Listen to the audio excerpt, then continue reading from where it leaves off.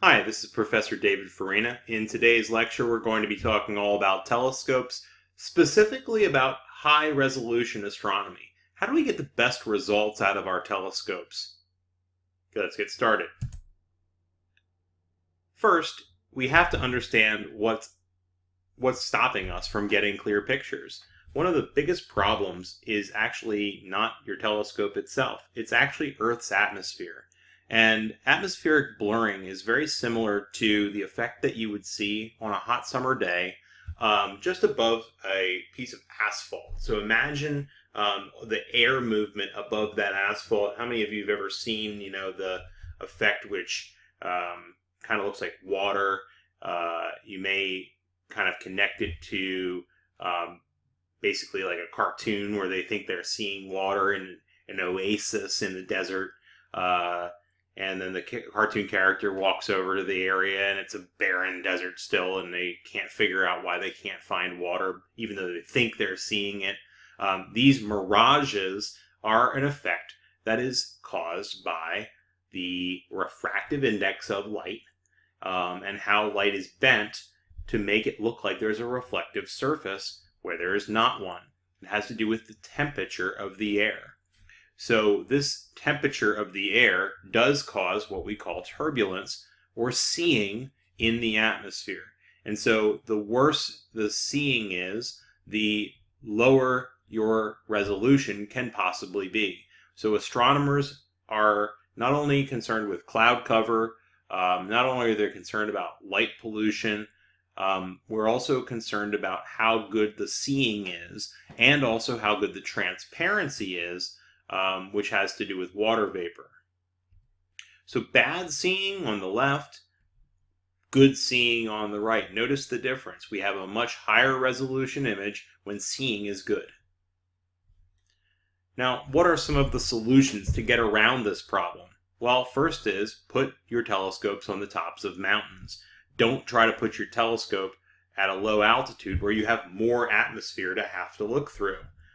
Second, put your telescopes in outer space. That's always an option if you've got the ability to launch a spacecraft. Third, and this is kind of an interesting and newer one, use active and adaptive optics.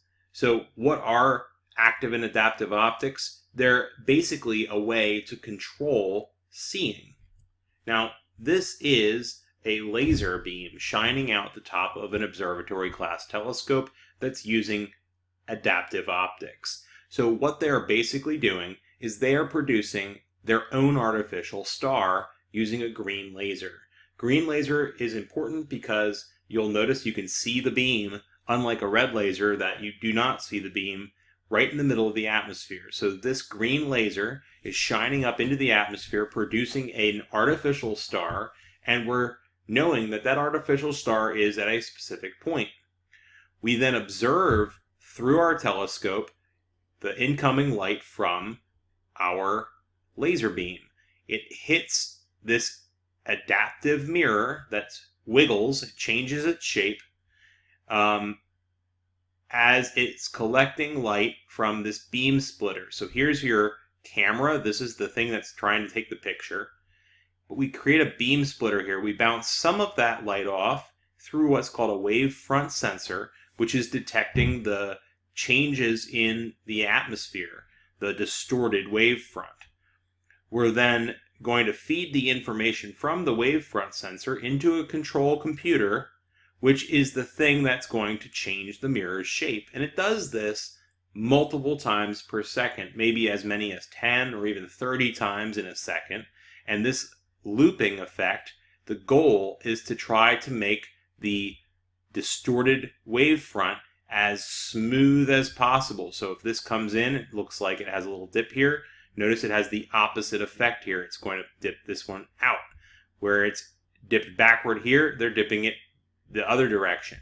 And this tries to straighten the wavefront so that when it goes off the beam splitter and through the control system, it smooths it so that we have a corrected wavefront passing through the other side of the beam splitter and to the high resolution camera. Now, as I'm talking here, I'm thinking maybe you don't know what a beam splitter is. So basically, it's just a prism that some of the light is reflected in one direction and the rest of the light can pass straight through. So it's a piece of glass.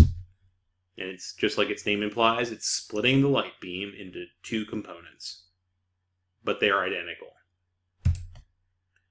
So hopefully that helps you understand how astronomers and observatory class telescopes are using technology to get around seeing.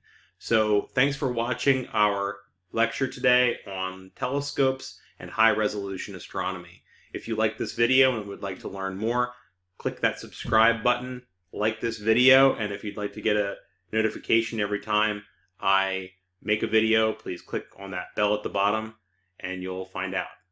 Thanks a lot and have a stellar rest of your day.